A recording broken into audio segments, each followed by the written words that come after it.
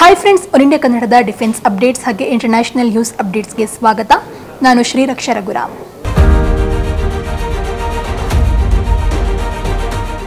ಭಾರತಕ್ಕೆ ಈಗ ಹೊಸ ತಲೆನೋವು ಶುರುವಾಗಿದೆ. ಶತ್ರು ಹಾಗೂ ಮಿತ್ರ ದೇಶಗಳು ಒಂದಾಗಿವೆ. ಹೌದು, ಬಾಂಗ್ಲಾದೇಶದಲ್ಲಿ ಸರ್ಕಾರ ಬದಲಾದ ಮೇಲೆ ಹೊಸ ಸರ್ಕಾರವು ಪಾಕಿಸ್ತಾನ್ ಹಾಗೂ ಚೀನಾದೊಂದಿಗೆ ಕೈಜೋಡಿಸಿದ್ದು ಭಾರತಕ್ಕೆ ಹೊಸ ತಲೆನೋವು ಶುರುವಾಗಿದೆ. ಬಾಂಗ್ಲಾದೇಶದ ಉದಯಕ್ಕೆ ಕಾರಣವಾಗಿದ್ದೇ ಭಾರತ ಮಧ್ಯಸ್ಥಿಕೆ ಹಾಗೂ ಭಾರತ ಯುದ್ಧದ ಮುಂದಾಳತ್ವವನ್ನು ವಹಿಸಿ ಬಾಂಗ್ಲಾದೇಶದ ಉದಯಕ್ಕೆ ಭಾರತ ಕಾರಣವಾಗಿತ್ತು. ಮಾಜಿ ಪ್ರಧಾನಿ ಇಂದಿರಾ ಗಾಂಧಿ ಅವರು ತೋರಿಸಿದ ಧೈರ್ಯ ಈಗ ಇತಿಹಾಸ. ಪ್ರಧಾನಿ ನರೇಂದ್ರ ಮೋದಿ 3ನೇ ಅವಧಿಗೆ ಅಧಿಕಾರಕ್ಕೆ ಬಂದ್ಮೇಲೂ ಕೂಡ ಈ ಸಂಬಂಧ ಉತ್ತಮವಾಗಿತ್ತು. ಮೋದಿ ಅವರ ಆಡಳಿತದಲ್ಲೂ ಕೂಡ ಕೋಟ್ಯಾಂತರ ರೂಪಾಯಿ ಅನುದಾನವನ್ನ ಬಾಂಗ್ಲಾಗೆ ಕೊಡಲಾಗಿತ್ತು. ಆದರೆ ಬಾಂಗ್ಲಾ ಕೃತಜ್ಞತೆ ಮರಿತಾ ಇದ್ದು ಶತ್ರು ರಾಷ್ಟ್ರಗಳೊಂದಿಗೆ ಒಂದಾಗ್ತಾ ಇದ್ದು ಭಾರತಕ್ಕೆ ಮುಳ್ಳಾಗ್ತಾ ಇದೆ. ಬಾಂಗ್ಲಾದೇಶದಲ್ಲಿ ಈಗ ಎಲ್ಲವೂ ಮೊದಲಿನಂತೆ ಇಲ್ಲ. ಬಾಂಗ್ಲಾದೇಶದಲ್ಲಿ ಹೆಚ್ಚಾದ ಉದ್ವಿಗ್ನತೆಯ ನಂತರ ಪ್ರಧಾನಿಯಾದ ಶೇಖ್ ಹಸೀನಾ ಅವರು ದೇಶವನ್ನ ತೊರೆದಿದ್ರು. ಇದಾದ್ಮೇಲೆ ಅವರ ರಾಜೀನಾಮೆ ಹಾಗೂ ಇದೀಗ ನೂತನ ಪ್ರಧಾನಿಯಾಗಿ ಶೆಹಬಾಜ್ ಶರೀಫ್ ಆಯ್ಕೆಯಾಗಿದ್ದಾರೆ. ಬಾಂಗ್ಲಾದಲ್ಲಿ ಇತ್ತೀಚೆಗೆ ಇಸ್ಲಾಮಿಕ್ ಮೂಲಭೂತವಾದಿಗಳ ಉಪಟಳ ಹೆಚ್ಚಾಗಿರೋದು ವರದಿಯಾಗ್ತಲೇ ಇದೆ. ಅಲ್ಲಿನ ಅಲ್ಪಸಂಖ್ಯಾತರು ಹಾಗೂ ಹಿಂದೂಗಳ ಮೇಲೆ ನಡೀತಾ ಇರುವ ದಾಳಿಯನ್ನ ಭಾರತದ ಆಡಳಿತ ಹಾಗೂ ವಿರೋಧ ಪಕ್ಷಗಳು ಒಂದಾಗಿ ಖಂಡಿಸಿವೆ. ಬಾಂಗ್ಲಾದಲ್ಲಿ ಹಿಂದೂ ದೇವಾಲಯಗಳು ಹಾಗೂ ಹಿಂದೂಗಳ ಮೇಲೆ ಆಗ್ತಾ ಇರುವ ದಾಳಿಯ ವಿರುದ್ಧ ದನಿ ಎತ್ತುವಂತೆ ಕಾಂಗ್ರೆಸ್ ಸೇರಿದಂತೆ ವಿರೋಧ ಪಕ್ಷಗಳು ಆಗ್ರಹಿಸಿವೆ. ಪಾಕಿಸ್ತಾನದ ಪ್ರಧಾನಿ ಶೆಹಬಾಜ್ ಶರೀಫ್ ಹಾಗೂ ಬಾಂಗ್ಲಾದೇಶದ ಪ್ರಧಾನಿ ಮೊಹಮ್ಮದ್ ಯೂನಸ್ ಭೇಟಿ ಚರ್ಚೆ ಮಾಡ್ತಾ ಇದ್ರೆ ಪಾಕಿಸ್ತಾನದೊಂದಿಗೆ ಸಂಬಂಧ ಸುಧಾರಣೆ ಮಾಡೋದೇ ನಮ್ಮ ಮೊದಲ ಆದ್ಯತೆ ಅಂತ ಬಾಂಗ್ಲಾ ಹೇಳ್ಕೊಂಡಿರೋದು ಭಾರತಕ್ಕೆ ಶಾಕ್ ನೀಡಿದೆ. ಪಾಕಿಸ್ತಾನ ಹಾಗೂ ಚೀನಾ ದೇಶಗಳೊಂದಿಗೆ ಭಾರತದ ಸಂಬಂಧ ಮೊದಲಿನಿಂದಲೂ ಹೇಳಿಕೊಳ್ಳುವಂತಿಲ್ಲ. ಈ ಎರಡೂ ದೇಶಗಳೊಂದಿಗೆ ಭಾರತ ಯುದ್ಧವನ್ನ ಮಾಡಿದೆ. ಈ ಯುದ್ಧಗಳಲ್ಲಿ ಭಾರತದ ಸಾವಿರಾರು ಜನ ಯೋಧರು ವೀರ ಮರಣವನ್ನ ಹೊಂದಿದ್ದಾರೆ. ಚೀನಾದೊಂದಿಗೆ ಸಂಬಂಧ ಸುಧಾರಿಸ್ತಾ ಇದೆ, ಆದರೂ ಕೂಡ ಅದು ಕೇವಲ ವಾಣಿಜ್ಯ ಹಾಗೂ ವ್ಯವಹಾರದ ಉದ್ದೇಶದಿಂದ ಮಾತ್ರ. ಆದರೆ ಪಾಕಿಸ್ತಾನದೊಂದಿಗೆ ಭಾರತವು ಮಾತುಕತೆಯನ್ನ ಪುನರಾರಂಭಿಸುವ ಬಗ್ಗೆ ಯಾವುದೇ ಪ್ರಸ್ತಾವನೆಯೂ ಇಲ್ಲ ಅಂತ ಹೇಳಲಾಗ್ತಾ ಇದೆ. ಈಗಾಗಲೇ ಭಾರತದ ಗಡಿಯಲ್ಲಿ 2 ಶತ್ರು ರಾಷ್ಟ್ರಗಳ ಜೊತೆಗೆ ಎಚ್ಚರಿಕೆಯ ಹೆಜ್ಜೆಗಳನ್ನು ಇರಿಸ್ತಾ ಇದೆ. ಇದರ ನಡುವೆ ಬಾಂಗ್ಲಾದೇಶವು ಈ ರಾಷ್ಟ್ರಗಳೊಂದಿಗೆ ಕೈ ಜೋಡಿಸ್ತಾ ಇರೋದು ಭಾರತಕ್ಕೆ ನುಂಗಲಾಗದ ತುಪ್ಪ ಆಗ್ತಾ ಇದೆ ಅಂತಲೇ ವಿಶ್ಲೇಷಿಸಲಾಗ್ತಾ ಇದೆ. ಇನ್ನು ಭಾರತ ಸ್ವಾತಂತ್ರ್ಯ ಹಾಗೂ ವಿಭಜನೆಯ ನಂತರ ಪಾಕಿಸ್ತಾನ ಹಾಗೂ ಬಾಂಗ್ಲಾದೇಶಗಳು ಒಂದೇ ರಾಷ್ಟ್ರವಾಗಿತ್ತು. ಭಾಷೆ ವಿಚಾರವಾಗಿ ನಡೆದ ಸಂಘರ್ಷದಲ್ಲಿ ಪೂರ್ವ ಹಾಗೂ ಪಶ್ಚಿಮ ಪಾಕಿಸ್ತಾನಗಳು ಬೇರೆಯಾಗಿ ಪಾಕಿಸ್ತಾನ ಹಾಗೂ ಬಾಂಗ್ಲಾದೇಶ ಉದಯ ಆಯಿತು. 1971ರ ಯುದ್ಧಕ್ಕೆ ಮುಂದಾಳತ್ವವನ್ನು ವಹಿಸಿದ್ದೇ ಭಾರತ. ಬಾಂಗ್ಲಾ ಉದಯಕ್ಕೆ ಕಾರಣವಾದ ಭಾರತವನ್ನೇ ಬಾಂಗ್ಲಾ ಈಗ ಮರೆತಂತಿದೆ. ಚೀನಾ ಹಾಗೂ ಪಾಕಿಸ್ತಾನ್ ದೇಶಗಳು ಮೊದಲಿನಿಂದಲೂ ಒಂದಾಗಿವೆ. ಚೀನಾದ ಮುಂದೆ ಪಾಕಿಸ್ತಾನ್ ಮಂಡಿಯೂರಿಯಾಗಿದೆ. ಅದಕ್ಕೆ ಪಾಕ್ನ ಆರ್ಥಿಕ ಪರಿಸ್ಥಿತಿ ಕಾರಣ. ಚೀನಾದಿಂದ ಪಾಕ್ ಸಾಲವನ್ನ ಪಡೆದುಕೊಂಡಿದೆ. ಅದಕ್ಕಾಗಿ ಚೀನಾದೊಂದಿಗೆ ಒಳ್ಳೆಯ ಸಂಬಂಧವನ್ನ ಬೆಳೆಸಿದೆ. ಇದೀಗ ಬಾಂಗ್ಲಾ ಸಹ ಅದೇ ಹಾದಿಯಲ್ಲಿ ಸಾಗ್ತಾ ಇದೆ. ಇದರೊಂದಿಗೆ ಇಲ್ಲಿ ಇಸ್ಲಾಮಿಕ್ ವಿಚಾರ ಪ್ರಭಾವವನ್ನ ಬೀರ್ತಾ ಇದೆ ಅಂತ ಹೇಳಲಾಗಿದೆ. ಬಾಂಗ್ಲಾದ ಹೊಸ ತಲೆಮಾರಿಗೆ ಭಾರತ ಸಹಾಯ ಹಸ್ತದ ಪರಿಚಯ ಇಲ್ಲದೆ ಇರೋದು ಸಹ ಇದಕ್ಕೆ ಕಾರಣವಾಗಿದೆ. ಜನರ ಮನಸ್ಥಿತಿ ಹಾಗೂ ಅಭಿಪ್ರಾಯಕ್ಕೆ ತಕ್ಕಂತೆ ಬಾಂಗ್ಲಾದೇಶದ ತಾತ್ಕಾಲಿಕ ಸರ್ಕಾರ ನಡೆದುಕೊಳ್ತಾ ಇದೆ ಅಂತ ಹೇಳಲಾಗಿದೆ. ಇನ್ನು ಬಾಂಗ್ಲಾ, ಪಾಕ್ ಹಾಗೂ ಚೀನಾ ಒಂದು. ಹೌದು, ಈ ಹಿಂದೆ ಪಾಕ್ ಹಾಗೂ ಚೀನಾ ಮಾತ್ರ ಒಂದಾಗಿದ್ವು. ಇದೀಗ ಬಾಂಗ್ಲಾ ಸಹ ಕೈಜೋಡಿಸಿರೋದು ತಲೆನೋವಿಗೆ ಕಾರಣವಾಗಿದೆ.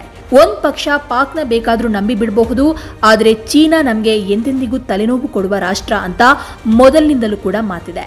ಇದೀಗ ಈ ಎಲ್ಲಾ ರಾಷ್ಟ್ರಗಳು ಕೈ ಜೋಡಿಸ್ತಾ ಇದ್ದು ಭಾರತ ಇದಕ್ಕೆ ಯಾವ ರೀತಿ ರಿಯಾಕ್ಟ್ ಮಾಡುತ್ತೆ ಅನ್ನುವಂತಹ ಕುತೂಹಲ ಇದೆ. ಸ್ನೇಹಿತರೆ, ಈಗ ಭಾರತ ಹಾಗೆ ಬಾಂಗ್ಲಾದೇಶದ ಸಂಬಂಧ ಅಂದರೆ ಶೇಖ್ ಹಸೀನಾ ನಂತರದ ಸಂಬಂಧ ಇದೆಯಲ್ವಾ, ಇದೊಂದು ಹೊಸ ಯುಗ ಅಂತಾನೆ ಹೇಳಬಹುದು.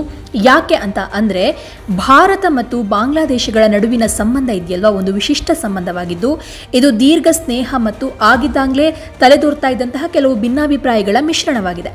ಇನ್ನು ಉಭಯ ದೇಶಗಳ ಬಾಂಧವ್ಯ ಐತಿಹಾಸಿಕವಾಗಿದ್ರೂ ಕೂಡ ಎರಡರ ನಡುವೆ ಹಲವಾರು ಸವಾಲುಗಳು ತಲೆದೋರಿ ಸಂಬಂಧ ಆತ್ಮೀಯವೂ ಹಾಗೆ ಸಂಕೀರ್ಣವೂ ಕೂಡ ಆಗಿದೆ. ಭಾರತ ಮತ್ತು ಬಾಂಗ್ಲಾದೇಶಗಳ ನಡುವಿನ ಸಂಬಂಧದಲ್ಲಿ ಸಹಕಾರ ಮತ್ತು ಉದ್ವಿಗ್ನತೆಗಳು ಸಮತೋಲನದಲ್ಲಿ ಇದ್ವು. ಆದರೆ ಆಗಸ್ಟ್ 5, 2024ರಂದು ಬಾಂಗ್ಲಾದೇಶದ ಪ್ರಧಾನಿ ಶೇಖ್ ಹಸೀನಾ ಅವರು ಪದಚ್ಯುತರಾದ ಬಳಿಕ ಈ ಸಂಬಂಧ ಹೆಚ್ಚು ಉದ್ವಿಗ್ನಗೊಳ್ತು. ಶೇಖ್ ಹಸೀನಾ ಅಧಿಕಾರದಿಂದ ಕೆಳಗಿಳಿದ ಬಳಿಕ ಪ್ರೊಫೆಸರ್ ಮೊಹಮ್ಮದ್ ಯೂನಸ್ ನೇತೃತ್ವದ ಮಧ್ಯಂತರ ಸರ್ಕಾರ ಅಧಿಕಾರವನ್ನು ವಹಿಸಿಕೊಳ್ತು. ಈ ಬೆಳವಣಿಗೆ ಇದೆಯಲ್ವಾ, ಇದು ಭಾರತ ಮತ್ತು ಬಾಂಗ್ಲಾದೇಶದ ಅವಾಮಿ ಲೀಗ್ ಪಕ್ಷದ ನಡುವಿದ್ದಂತಹ ಆತ್ಮೀಯ ಸಂಬಂಧವನ್ನು ಹಾಳುಗೆಡವಿ ವಿಪಕ್ಷೀಯ ಸಂಬಂಧದ ಭವಿಷ್ಯದ ಕುರಿತು ಪ್ರಶ್ನೆಗಳನ್ನು ಮೂಡಿಸಿತು. ಇತ್ತೀಚೆಗೆ ಬಾಂಗ್ಲಾದೇಶದ ಇಸ್ಕಾನ್ ಸಂತರಾದ ಚಿನ್ಮಯ್ ರಾಯ್ ಅವರ ಬಂಧನ ಈಗಾಗಲೇ ಉದ್ವಿಗ್ನವಾಗಿದ್ದ ಸಂಬಂಧವನ್ನು ಮತ್ತಷ್ಟು ಹದಗೆಡಿಸಿತು. ಸರ್ಕಾರ ವಿರೋಧಿ ಕ್ರಮಗಳ ಆರೋಪ ಮತ್ತು ರಾಜತಾಂತ್ರಿಕ ಕಟ್ಟಡಗಳ ಮೇಲಿನ ದಾಳಿಗಳು ಪರಿಸ್ಥಿತಿಯನ್ನು ಉಲ್ಬಣಗೊಳಿಸಿ ಈ ಒಂದು ಘಟನೆ ಎರಡೂ ದೇಶಗಳ ಸಂಬಂಧ ಎಷ್ಟು ಸೂಕ್ಷ್ಮವಾಗಿದೆ ಎಂಬುದನ್ನು ತೋರಿಸಿತು. 1971ರ ಬಾಂಗ್ಲಾದೇಶ ವಿಮೋಚನಾ ಯುದ್ಧದಲ್ಲಿ ಮತ್ತು ಆ ನಂತರ ಸ್ವತಂತ್ರ ಬಾಂಗ್ಲಾದೇಶವನ್ನು ರೂಪಿಸುವಲ್ಲಿ ಅವಾಮಿ ಲೀಗ್ ವಹಿಸಿದ್ದ ಪಾತ್ರದ ಕಾರಣದಿಂದಾಗಿ ಭಾರತ ಆ ಪಕ್ಷದೊಡನೆ ಉತ್ತಮ ಬಾಂಧವ್ಯವನ್ನು ಹೊಂದಿತ್ತು. ಇನ್ನು ಕಾಲಕ್ರಮೇಣ ಅವಾಮಿ ಲೀಗ್ ಜೊತೆಗಿನ ಭಾರತದ ಆತ್ಮೀಯ ಸಂಬಂಧ ಭಾರತಕ್ಕೆ ತನ್ನ ಕಾರ್ಯತಂತ್ರದ ಹಿತಾಸಕ್ತಿಗಳನ್ನು ರಕ್ಷಿಸಲಿಕ್ಕೆ ನೆರವಾದರೂ ಕೂಡ ಬಾಂಗ್ಲಾದೇಶದ ರಾಜಕೀಯ ಪಕ್ಷಗಳು ಮತ್ತು ಜನರಿಂದ ಭಾರತವನ್ನು ದೂರಗೊಳಿಸಿತು. ಶೇಖ್ ಹಸೀನಾ ಅವರ ಸುದೀರ್ಘ ಅಧಿಕಾರದ ಪರಿಣಾಮವಾಗಿ ಬಾಂಗ್ಲಾದೇಶದ ಮೇಲೆ ಭಾರತದ ಪ್ರಭಾವ ಹೆಚ್ಚಾಗಿ ಇದ್ದರೂ ಕೂಡ ಭಾರತ ಕೇವಲ ಒಂದು ರಾಜಕೀಯ ಪಕ್ಷವನ್ನು ಮಾತ್ರ ಬೆಂಬಲಿಸುತ್ತದೆ ಎಂಬ ಭಾವನೆ ಬಾಂಗ್ಲಾದೇಶದಲ್ಲಿ ಮೂಡಿಬಿಟ್ಟಿತ್ತು. ಇನ್ನು ಒಂದು ವೇಳೆ ಶೇಖ್ ಹಸೀನಾ ಅವರು ಅಧಿಕಾರದಿಂದ ಕೆಳಗಿಳಿದ್ರೆ ಭಾರತಕ್ಕೆ ಒಂದು ನಂಬಿಕಾರ್ಹ ಮಿತ್ರ ರಾಷ್ಟ್ರವನ್ನು ಕಳೆದುಕೊಳ್ಳುವ, ಹೊಸ ಸರ್ಕಾರ ಜೊತೆಗೆ ಮತ್ತೆ ಫಸ್ಟಿಂದ ಒಂದು ರಿಲೇಷನ್ಶಿಪ್ಪನ್ನು ಬೆಳೆಸುವಂತಹ ಒಂದು ಸವಾಲು ಎದುರಾಗುವ ಸಾಧ್ಯತೆ ಬಹಳ ಹಿಂದಿನಿಂದಲೂ ಕೂಡ ಇತ್ತು. ಆದರೆ ಹಸೀನಾ ಬಳಿಕದ ಸರ್ಕಾರ ಭಾರತದ ಪ್ರಭಾವದ ಹೊರತಾಗಿ ಸ್ವತಂತ್ರವಾಗಿರುವ ಸಾಧ್ಯತೆಗಳ ಕುರಿತು ಕೂಡ ಆತಂಕವಾಗಿದ್ವು. ಇನ್ನು ಬಾಂಗ್ಲಾದೇಶದಲ್ಲಿ ಭಾರತ ವಿರೋಧಿ ಭಾವನೆಗಳು ಹೆಚ್ಚುತ್ತಾ ಇರೋದರ ಪರಿಣಾಮವಾಗಿ ಉದ್ವಿಗ್ನತೆಗಳು ತೀವ್ರಗೊಳ್ತಾ ಇವೆ. ಉಭಯ ದೇಶಗಳ ನಡುವೆ ಪರಿಹಾರ ಕಾಣದ ಸಮಸ್ಯೆಗಳು ಹಾಗೆ ಮುಂದುವರೆದಿರುವುದು ಮತ್ತು ಭಾರತ ಬಾಂಗ್ಲಾದೇಶದ ಆಂತರಿಕ ರಾಜಕೀಯದಲ್ಲಿ ಹಸ್ತಕ್ಷೇಪ ಮಾಡ್ತಾ ಇದೆ ಎಂಬ ಭಾವನೆಗಳಿರೋದು ಇದಕ್ಕೆ ಕಾರಣವಾಗಿದೆ. ಇನ್ನು ಚಿನ್ಮಯ್ ರಾಯ್ ಬಂಧನ ಮತ್ತು ಅಲ್ಲಿನ ಅಲ್ಪಸಂಖ್ಯಾತರ ಸುರಕ್ಷತೆಯ ಕುರಿತು ಕೂಡ ಭಾರತ ಹೊಂದಿದ್ದ ಆತಂಕಗಳು ಉಭಯ ದೇಶಗಳ ನಡುವೆ ರಾಜತಾಂತ್ರಿಕ ಬಿಕ್ಕಟ್ಟಿಗೆ ಕಾರಣವಾದವು. ಒಟ್ನಲ್ಲಿ ಏನಾಗಿದೆ ಅಂತ ಹೇಳಿದ್ರೆ ಸ್ನೇಹಿತರೆ, ಬಾಂಗ್ಲಾದೇಶದಲ್ಲಿ ಶೇಖ್ ಹಸೀನಾ ನಂತರದ ಸರ್ಕಾರದ ಜೊತೆಗೆ ಭಾರತಕ್ಕೆ ಯಾವ ರೀತಿಯಾದ ಸಂಬಂಧವನ್ನು ಇಟ್ಕೊಳ್ಬೇಕು ಅನ್ನೋದೇ ತುಂಬ ಪ್ರಶ್ನೆಯಾಗಿಬಿಟ್ಟಿದೆ. ಯಾಕಂತ ಹೇಳಿದ್ರೆ ಬಾಂಗ್ಲಾದೇಶ ಈಗ ಚೀನಾ ಪಾಕ್ಗೆ ಬೇರೆ ಹತ್ತಿರ ಆಗಿಬಿಟ್ರೆ ಭಾರತಕ್ಕೆ ಮತ್ತೊಂದು ತಲೆನೋವು. ನೋಡೋಣ ಮುಂದಿನ ದಿನಗಳಲ್ಲಿ ಈ ವಿಷಯದ ಕುರಿತು ಏನೆಲ್ಲ ಡೆವಲಪ್ಮೆಂಟ್ಗಳು ಆಗುತ್ತೆ ಅನ್ನೋದನ್ನು ನೋಡಿ ನಿಮಗೆ ನಾವು ಮಾಹಿತಿಯನ್ನು ತಿಳಿಸ್ತೀವಿ. ಧನ್ಯವಾದ.